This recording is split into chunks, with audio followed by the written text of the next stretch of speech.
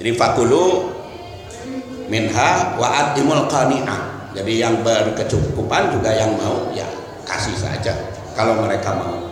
Wal mu'tar yaitu yang meminta. Dan ini tanpa kehususan kan, beda kalau zakat makan tukhadu min agniyaihim wa turaddu ila fuqaraihim, diambil dari yang kaya mereka, di antara mereka itu kan muslim, dan diserahkan kepada fuqaraihim, himnya muslim, jadi dari muslim ke muslim. Kalau kurban mah enggak disebut di sini. Jadi yang berbeda agama juga kalau mau menikmati dagingnya silahkan. Wal muqtar.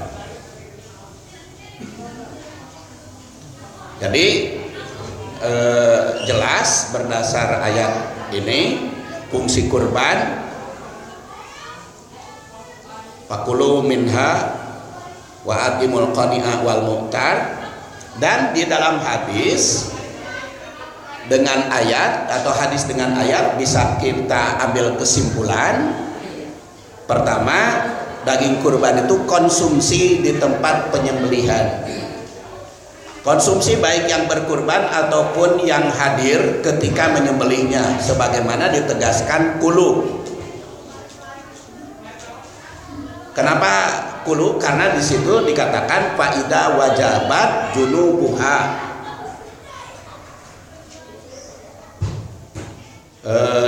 Di dalam ayatnya kan di sini faida wajabat junubuha fakulu minha. Apabila hewan itu sudah mati, sudah tergeletak mati, fakulu minha, makan sebagiannya. Jadi artinya begitu mati langsung dimasak, langsung dimakan. Makanya saya pahami di situ konsumsi di tempat penyembelihan. Dan ini juga diriwayatkan prakteknya di zaman Rasulullah SAW. Summan sorofa ilal manhar. Kemudian Rasulullah SAW pergi ke tempat penyembelihan hewan. Fanaharo salasan wasidin. Tadi lupa ya jumlahnya. Fanaharo salasan wasidin. Rasul itu menyembelih 63. Suma'ato aliyan. Kemudian Ali bin Abi Thalib meneruskan penyembelihannya. Fanaharo magobaro wa asrokahu fi hadyihi. Summa amaro min kulli badana bibad atin pajuilat fikitrin patubihot. Nah itu yang saya sebut tadi. Jadi Rasul itu memerintah setelah hewan tergeletak disembelih diambilan setiap hewan teh, kemudian dimasak patubihot. Fa'akala min lahmiha wa syariba min maroqiha, dan memakan dagingnya, meminum dari airnya. B. Kedua, memberi makan pada yang menginginkannya walaupun berkecukupan, seperti pada kalimat wa'at imul qani'ah, yaitu yang merasa berkecukupan tapi ingin menikmatinya, itu silahkan menikmati daging kurban. Ketiga, memberi makan orang fakir atau yang membutuhkan, seperti ditegaskan wa'at imul ba'isal fakir, yang membutuhkan sumbangan, atau kalimat lain dalam ayat lain wal mu'tar. Dan yang keempat, persediaan untuk konsumsi pasca musim kurban, seperti ditegaskan pada kalimat wadahiru. Jadi kalau nanti kurban teh hari Senin ya, tanggal 10 Dzulhijjah itu hari Senin. Sedangkan pengajian kan hari Kamis. Jadi nanti Senin itu berkurban, dagingnya disimpan dulu sebagian, Kamisnya dimasak, makan lagi di sini. Konsumsi pengajian.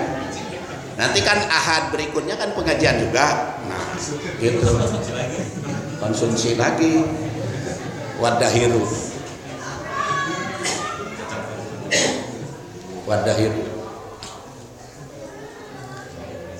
Kan Rasulullah mah senang makan daging. Badahiru. Tapi ternyata Rasulullah mah lebih banyak makan daging kambing ya, bukan makan daging sapi dalam riwayatnya. Sekarang bicara biaya pengurusan kurban. Mangga.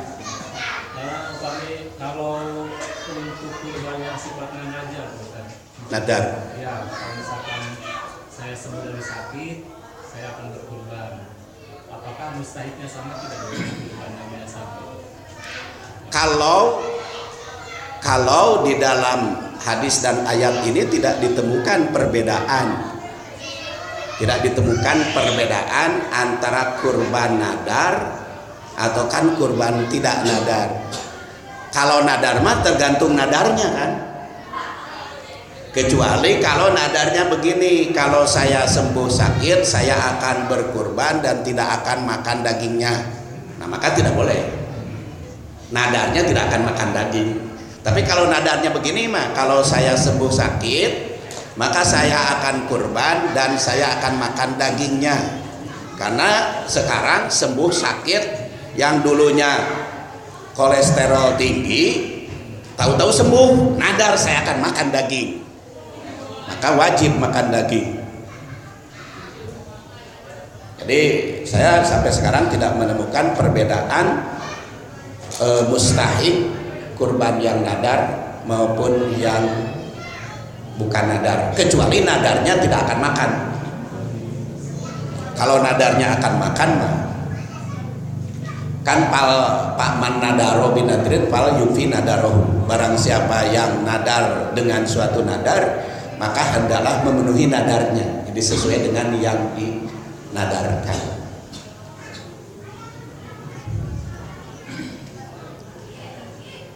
Tentang biaya pengurusan kurban, An Ali radhiyallahu anhu qala amaronin Nabi sallallahu alaihi wasallam anna aqwama alal budni wala utiya alaiha syai'an min tijaratiha.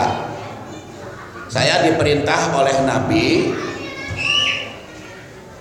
untuk mendiskusikan alal budni la utiya alaiha syai'an min tijaratiha. Tidak satupun bagian dari hewan itu sebagai upah. Artinya apa? Biaya pengurusan hewan tidak boleh diambil dari hewan itu sendiri. Kan kurban itu pakai biaya pengurusannya, tukang nyembeli. Kalau tukang nyembelinya jagal, kalau saya mah menyembelinya gratis. Kalau yang menyembelinya jagal, atau tukang sisir, itu kan harus dibayar. Nah maka pembayaran untuk pengurusan itu tidak boleh dari daging. Karena kalau diambil dari daging berarti yang berkurban tidak 100%. Berarti dia seekor sapi minus kulit karena kulitnya dipakai upah. Jadi kalau biaya pengurusannya bagaimana? Itu harus diambil dari yang lain. Hadis ini memerintah agar pengelola kurban membagikan daging kurban kepada para mustahik. Tidak diperkenankan mereka menjualnya atau menjadikan sebagian daging atau kulit untuk upah pekerja atau biaya lain. Tidak diperkenankan memberi upah pekerja atau menggunakan biaya pengurusan diambil dari daging ataupun kulit hewan kurban. Jika para pekerja tersebut diberi upah dengan daging atau kulitnya, maka berarti sama dengan menjual daging dengan jasa. Atau lamun kitu mah anu mencit teu meunang mawa daging, meunang. Apa dalilnya? Kan pakulu tadi ngambil nu hoyong, tapi bukan sebagai upah. Ini mah dia menyembelih bawa daging, bukan upah itu mah. Upah mah duit, upah mah yang lain gitu. Mangga bade artos, bade beras, bade daun. Jadi daging yang dia bawa bukan sebagai upah, tapi dia sebagai orang yang berhak mengambil dagingnya. Kenapa yang berhak? Karena dia dekat di situ, berhak memakan, berhak memberi kepada keluarganya, berhak juga menyimpan. Karena la tabi'u luhumal haji walal adohi fakulu wa tasaddaqu wastamti'u bijuludiha wa in at'amtum min luhumiha syai'an fakulu in syi'tum. Jangan menjual daging hadyu juga adohi, maka makanlah, sedekahkanlah, wastamti'u bijuludiha, dan ambil manfaatlah dengan kulitnya. Man ba'a jilda udiyatihi fala udiyatalah. Barang siapa yang menjual kulit kurban dia, maka tidak ada kurban baginya.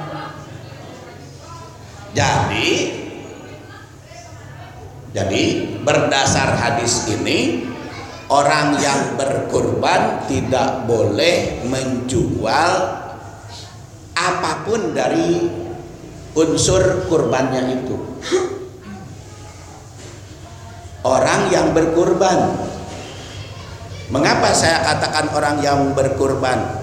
Karena kalimatnya man ba'a jilda udhiyatihi. Barang siapa yang menjual kulit kurbannya, hi-nya itu keman, pala udhiyatalah, maka dia tidak kebagian kurban. Nah, timbul sekarang pertanyaan, bagaimana yang menjual itu ini dulu apa? Fakir miskin gitu.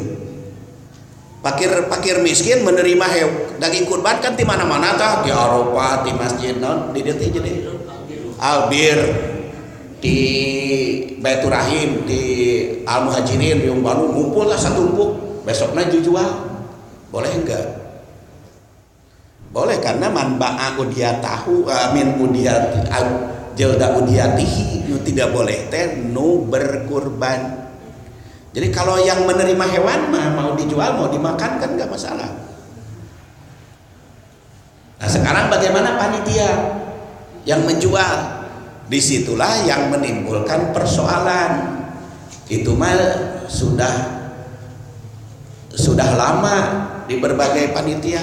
Persoalannya panitia teh yang berkurban atau mustahik kurban.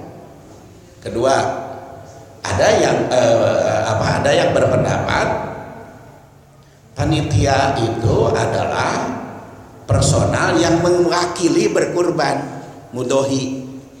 Kalau mewakili mudohi, maka panitia tidak boleh menjual. Tetapi kalau panitia itu mustahik, yang berhak menerima, dia ambil, itu mah.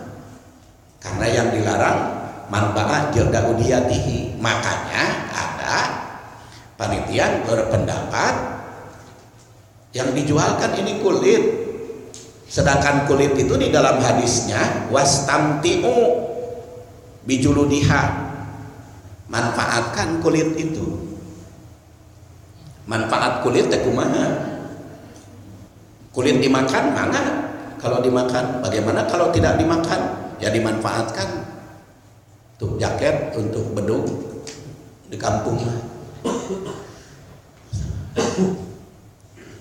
Jadi sampai sekarang kenapa perdebatan di kalangan di mana-mana, apakah panitia itu boleh menjual kulitnya untuk kepentingan dana masjid ataukah tidak? Tapi yang jelas kalau kulitnya dijual sebagai duitnya sebagai upah pekerja, itu kena tadi.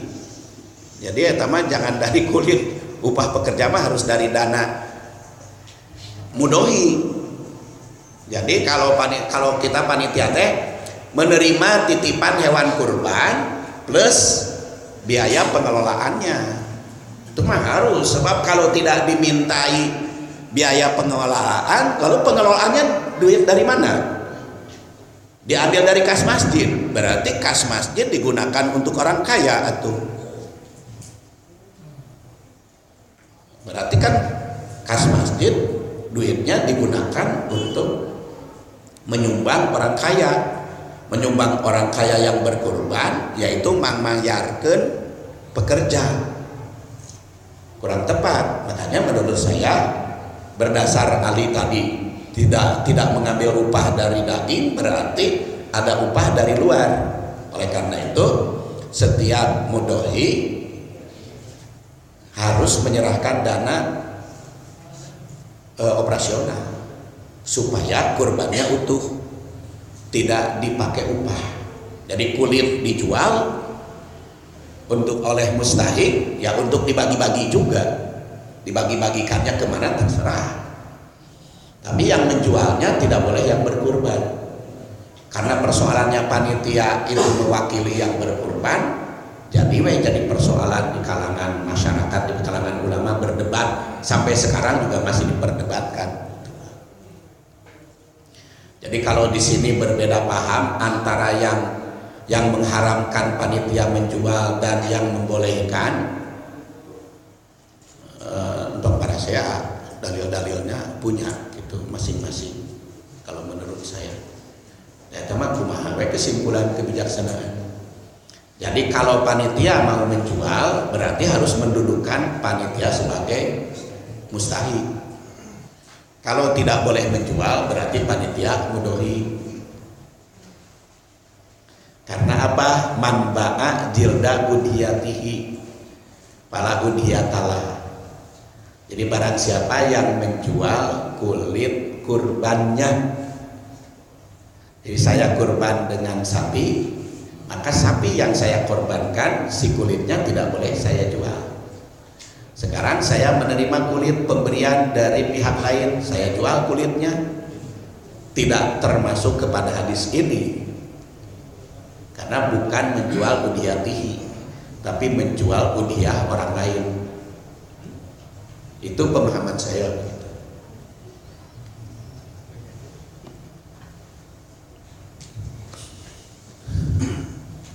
Jadi pakulu watasodaku, daging kurban untuk dimakan disedekahkan, wala tabi'ul luhumal had wal adhi. Jadi berdasar hadis ini, wastamti'u bijuludiha wala tabi'u luhumal hadyi wal adhi.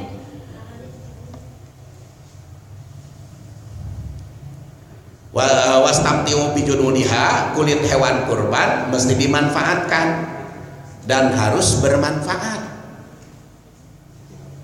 Karena wastamti'u, jadi kulit itu harus manfaat. Jadi bagaimana kalau karena tidak boleh dijual atau kulitnya dicacat, dibagikan, itu tidak wastamti'u, itu mubadir.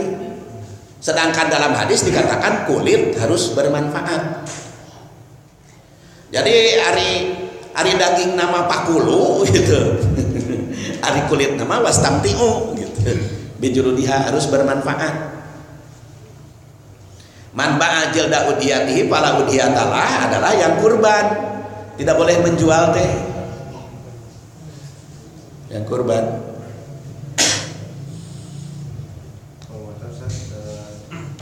Di sini ya, dengan adanya pengajian ini, Ya. supaya tidak membimbangkan panitia juga mudhohi. Di sini tuh antara pekurban mudhohi dengan panitia ijab kabul. Ya. Jadi para mudhohi menyerahkan kepada panitia, kemudian panitia menjual. Tapi di sini mungkin kita bertanya, pemanfaatan dari uang itu apakah satu, misalkan ada dibagikan, apakah satu bisa pemanfaatan bukan kas? Itu bagaimana? Ya, sampai saat ini saya memahami wastamti'u, manfaatkanlah gitu. Kan tidak ditemukan manfaatnya bagaimana. Yang penting kulit bermanfaat. Jadi boleh seperti tidak ditemukan batasan dimanfaatkannya untuk apa. Jadi yang lalu kita masih selamat gitu ya. Saya yakin insya Allah. Karena dalilnya itu memanfaatkan. Sebab kalau kulit dicajak dibagikan tidak manfaat, mubadir. Nah sekarang kulitnya dimanfaatkan, karena kalau dicacat teu manfaat, dibagikan teu manfaat, maka dijual kulitnya bukan oleh yang berkurban, oleh mustahik, oleh orang yang berhak menerima, oleh orang yang berhak menerima. Jadi karena yang tidak boleh menjual itu kan yang berkurbannya, Ustaz, kalau pas tadi itu kemudian di antara para panitia itu ada juga kurbannya, Ustaz. Ya. Itu seperti apa dalilnya pas tampil tadi, Ustaz? Nah itu yang jadi persoalan. Jadi karena kan yang berkurban mah tidak boleh menjual kurbannya. Jadi makanya harus dipisahkan. Artinya panitia itu murni mustahik, tidak boleh ada pekurban menjadi panitia gitu saja. Kalau pekurban jadi panitia, maka panitia tidak menjual. Berarti harus keluar semuanya yang bernama mudhohi tadi, pekurban. Ya, maka yang menjualnya Boleh. yang tidak berkurban. Yang menjualnya yang tidak berkurban. Kalau itu untuk orang muslim boleh dikasih ya? Ya, boleh kan di sini dalam ayatnya 40 wa'timul qani'a wal mu'tar. Yang mau. Apa? Manfaatnya apa kalau dibagi? Kan liashadu manafi'a lahum, kata ayat yang lain, bahwa kurban dan haji itu harus bermanfaat. Jadi harus bermanfaat sebanyak-banyaknya. Jadi bagi non muslim manfaat. Kalau anu hoyongan. Karena dibiarkan nggak semuanya muslim. Iya, kalau mereka mau berarti itu boleh. Karena di dalam kalau zakat mah ada batas kan. Tu'khadu min agniyaihim wa turaddu ila fuqaraihim. Diambil dari orang kaya yang muslim diberikan kepada fakir muslim himnya. Tapi kurban mah kan enggak, fakulu wa imul qani'a wa dahiru gitu, atau wa imul baisal fakir gitu. Jadi makan, berikan, enggak dibatasi. Jadi rek kaya, rek miskin itu boleh menikmati daging kurban, mau muslim mau non muslim itu boleh menikmati. Sekali lagi, supaya panitia bisa pas tampil tadi, berarti panitia adalah murni mustahik dan pekurban tidak perlu menjadi panitia, itu saja. Itu solusi pertama. Solusi kedua, maka kulitnya diberikan kepada yang tidak berkurban, maka yang menjual yang tidak berkurban. Solusi yang kedua. Jadi etama panitia merangkap mudhohi boleh. Berarti boleh. Asal diberikan kepada yang tidak berkurban. Iya, yang tidak berkurban. Jadi yang menjualnya yang tidak berkurban. Oleh yang tidak berkurban, jadi terserah dikemanakeun. Kalau yang kurban itu mensodakokan kulitnya misalkan ke masjid, Pak. Iya. Jadi diikat udah diniatkan itu diniatkan ke masjid. Nah masjid yang menjual itu kulitnya gitu. Ya itu mungkin salah satu solusi juga. Hanya memang persoalannya hari kurban mah kan konsumsi nanti tidak ada fisabilillah gitu. Mesti fisabilillah kan hari zakat mah ada gitu, ada pukoro, ada fisabilillah. Hari kurban mah kan tidak disebut fisabilillah gitu kan, nggak disebut fisabilillah. Hari masjid mah kan bukan orang gitu. Artinya boleh kan seperti itu kalau Bukan ke masjid Pak, ke orang masjid. artinya uangnya itu dipergunakan untuk kas masjid. Tapi harus diberikan kepada orang masjid, bukan ke masjid. Pencerahan yang cukup cerah gitu ya. Iya. Karena ini sebenarnya mekanisme saja kan sebetulnya. Iya, iya. Mekanisme saja. Nah, solusinya kan bisa Betul. Dah ijtihadi itu mah. ijtihad. Nah intinya sebetulnya amannya memang harus ada satu panitia yang jadi broker lah istilahnya, Iya. yang dia tidak berkorban, artinya dia mustahik, yang dia akan diserahkan ke orang itu dan orang itu yang akan menjual. Gitu. Ya. Itu nggak masalah. Bukan berarti dia tidak berkurban, tapi kurbannya di tempat lain gitu. Bisa jadi. Ya tidak di sini. Iya, kurbannya di tempat lain. Masalahnya kan kalau di kita selalu panitia itu include Pak. Iya. Hampir semuanya itu yang juga berkurban di situ. Iya, Nah, iya. ini kan pencerahan juga untuk kita. Iya. Jadi kedepannya memang harus dipilih. Kalau misalnya mekanisme itu kan kita kebermanfaatan ya. Iya. Itu yang akan kita garis bawahi.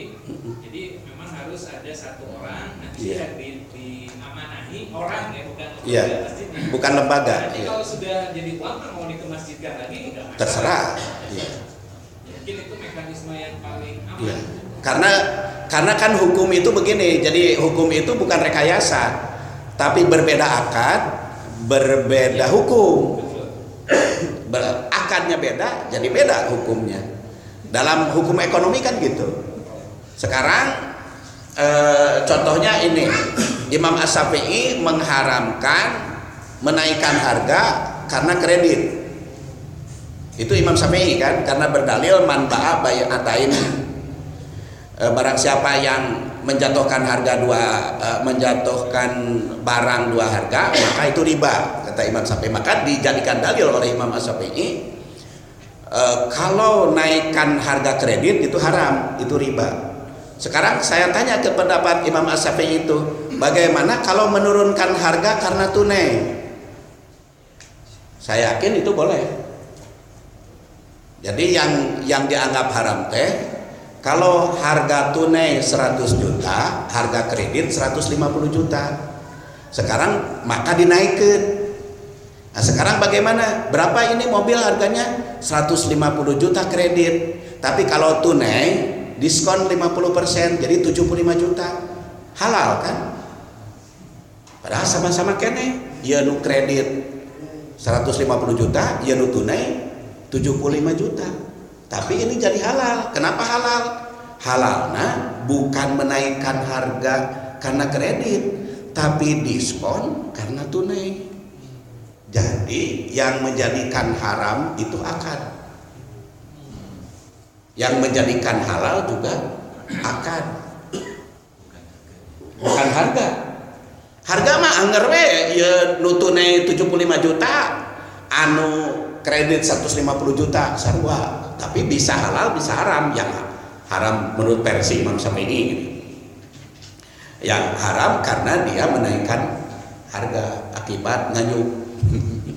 Tapi memang menurunkan harga karena tunai. Makanya bagi para kredit, tukang kredit, engke mah akadna ulah naikkan harga karena kredit, Pak. Jadi harganya berapa? Harga kredit aja. Rumah ini berapa? Kalau cicil 150 juta. Tapi kalau bapak kontan 100 juta. Saya mah mau ambil kredit aja. Oh berarti itu udah didiskon. Halal gitu. Nggak riba. Saya mah udah punya uang tunai 100 juta. Gitu. Jadi bisa berubah. Tambah pertanyaan. Mangga. Sekarang mah udah aja dibuka pertanyaan tuh. Kayak sambungan anak irah deui gitu. Oh, ya, sebenarnya gini Ustaz, kalau tadi mungkin Pak Budi sampaikan kalau panitia juga kan banyak yang jadi mudhoi gitu kan. Iya.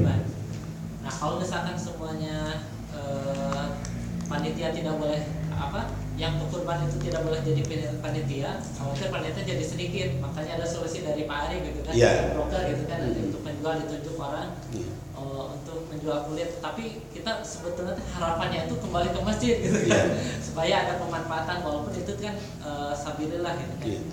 Bagaimana kalau misalkan mustahik penerima kurban itu supaya kita aman gitu kan, panitia tidak terganggu, ya tadi juga langsung ke pengurus DKM, jadi yang mengelola DKM. Itu mah kan ijab kabul dengan pengurus DKM. Nah, yang jelas kalau misalkan pengurus DKM itu mah pastilah insya Allah gitu kan, pasti kesananya untuk dengan niatan pasti akan masuk ke masjid karena untuk kepentingan Betul. umum. Iya. Nah, itu mungkin tidak masalah mungkin, Ustaz. Ya, tapi gitu dia kurbannya di tempat lain bisi kajual kurban dia. Oh iya. Bisi kajual kurban dia. Pengurus DKM jadi Ya artinya kan bisa satu orang yang tidak berkurban di sini. nyaman itu yang jadi penunjuk orang lagi. Penunjuk orang yang tidak berkurban di sini. Bisi kajual kurban dia. Berarti orang yang nanti kita ijab qabuli Iya. itu adalah panitia yang tidak berkorban. Yang tidak berkurban di sini. Ya, yang itu berarti aman. Yang tidak berkurban di sini. Jadi kurbannya di tempat lain. Ya dia kurban aja di kampungnya. Pak Ustaz, meskipun begini, jadi ada panitia, ada DKM misalnya. Iya. Jadi si kurban ini kita tolong ke panitia yang memberikan ke masjid ke DKM. Itu barangkali yang panitianya itu tidak boleh yang berkurban. Iya. Nah kalau sekarang tadi Pak Yang tidak berkurban di sini, pakai di sini. Ya, di sini. Tapi sekarang kalau bisa dilihatnya ke DKM nih, ke pengurus masjid ke DKM. Tapi DKM itu tetap menjualnya itu minta tolong ke panitia. Tetapi akadnya itu dia sudah mensedekahkannya ke DKM. Apa karena mah ngawe sama teknis nama yang jelas aturan-aturan mah gitu dalam hadis yang tidak boleh menjual teh yang pekurban menjual daging kurbannya kulit yang dia korbankan gitu. Itu yang saya pahami dalam hadis ini, man ba'a jilda udhiyatihi fala udhiyatalah. Jadi satu segi Rasul itu menandaskan wastamtimu bijuludiha, manfaatkan kulitnya. Satu segi tidak boleh yang berkurban menjual kulit korbannya. Jadi pakai udhiyatihi, bukan kia man ba'a jilda udhiyatin gitu. Namun Rasul kia mah man ba'a jilda udhiyatin pala udhiyatalah, barang siapa yang menjual kulit hewan kurban maka dia tidak mempunyai nilai kurban. Mun kitu mah jadi siapapun tidak boleh menjual.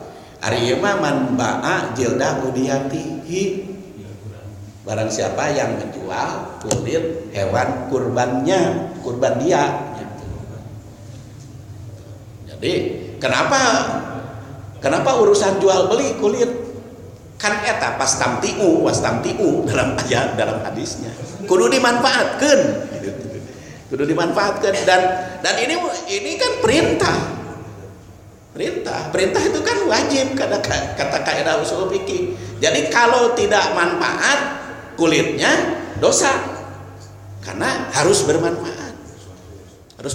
Manfaatnya apa? Tidak dibatasi oleh Rasul. Manfaatnya teh kudu dikumahakeun, yang penting bermanfaat. Cekap juga nama. Ustaz, Mangga. kalau yang disampaikan Pak Ustaz itu bahwa yang wajib kurban itu ahli bait yang mampu ya. Iya.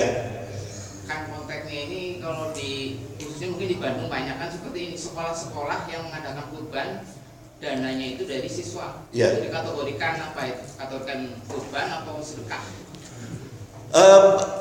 Kurban itu kan atas nama personal, atas nama individu. Apa dalilnya? Ada hadisnya di halaman lain. Jadi sahabat itu bertanya, ya Rasulullah, kurban atas nama siapa? Atas nama aku, atas nama si Anu. Kan beliau sebut.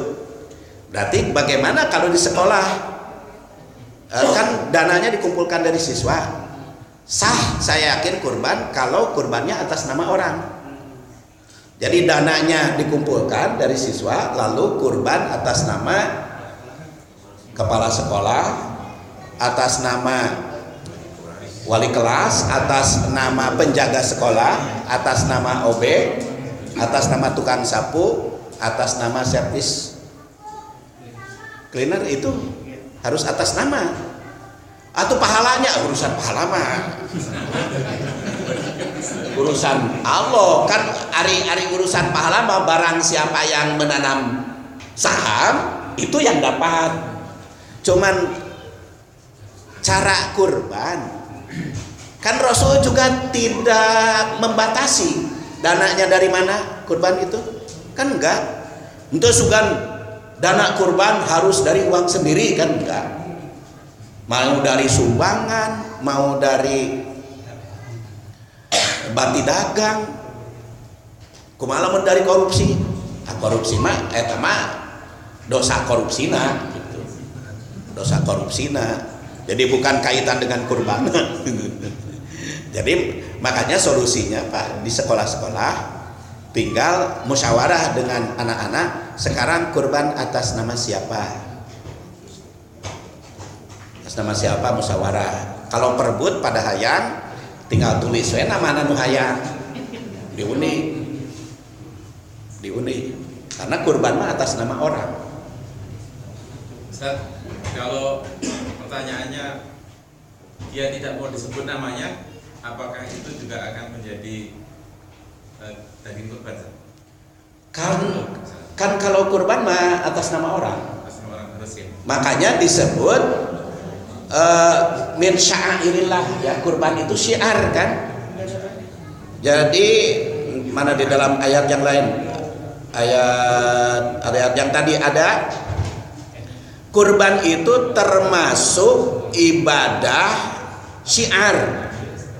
Kan yang termasuk ibadah syiar teh haji, umroh, kurban. Itu ibadah syiar. Kalau ibadah syiar itu beda terbuka. Jadi entong susulumputan kurban mah sama dengan umroh. Rasul juga kan bebeja rek umroh teh. Haji komo, tahun depan saya akan haji, siapa rek ukut.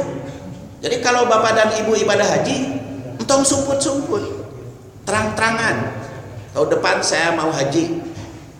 Itu syiar. Inna sofa wal marwata min sya'airillah. Atau cenah meureun ria. Kita tahu antara ria dengan ikhlas bukan nyumput atau tidak, bukan sembunyi atau tidak. Sama dengan sodakoh. Sodakoh itu tidak mesti nyumput. Kan intubdus sodakot autuhfuha. Jadi sodakoh itu boleh terang-terangan, tubdu, boleh sembunyi-sembunyi. Jadi tidak semua sodakoh itu harus sembunyi. Bahkan zakat mah banyak yang dilakukan secara terang-terangan. Jadi menurut saya nggak usah lah pesen ke DKM, puntennya untuk disebat nama abdi dina pengumuman. Nggak usah pesen itu, terserah. Dan saya mah ikhlas rek disebut rek henteu. Dua hamba Allah aja. Nah, ketika sieun mana hamba Allah disebut. Jadi itu ikhlas. Karena ikhlas itu bukan terang-terangan atau sembunyi-sembunyi, tapi lillahi ta'ala atau bukan. Makanya yang kurban terus terang aja. Jadi itu syiar. Kalau dalam keluarga ada suami, istri, anak dua, itu dalam kurban satu atau empat? Anaknya belum nikah. Belum. Nah, kalau anaknya belum nikah satu. Kan satu ahlul bait gitu. Jadi dari satu keluarga yang empat ini salah satu terserah atas nama siapa. Karena udhiyah, satu keluarga, satu ahlul bait. Kecuali kalau sudah nikah. Nah, kalau sudah nikah ahlul baitnya nambah gitu. Karena kriteria ahlul bait teh satu kakak, kepala keluarga. Biasa suka digilir pokoknya kalau ingat nih tahun sekarang sama bapaknya. Iya. Tahun istri. Iya. Kan yang penting kan atas nama. Dan tetepnya udah dapat pahala nu ngabiayaan.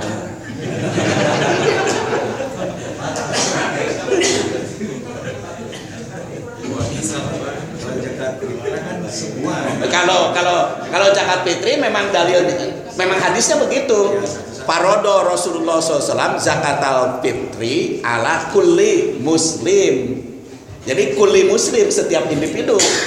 Tapi kalau udhiyah mah ala kulli ahli bait gitu, bukan ala kulli muslim.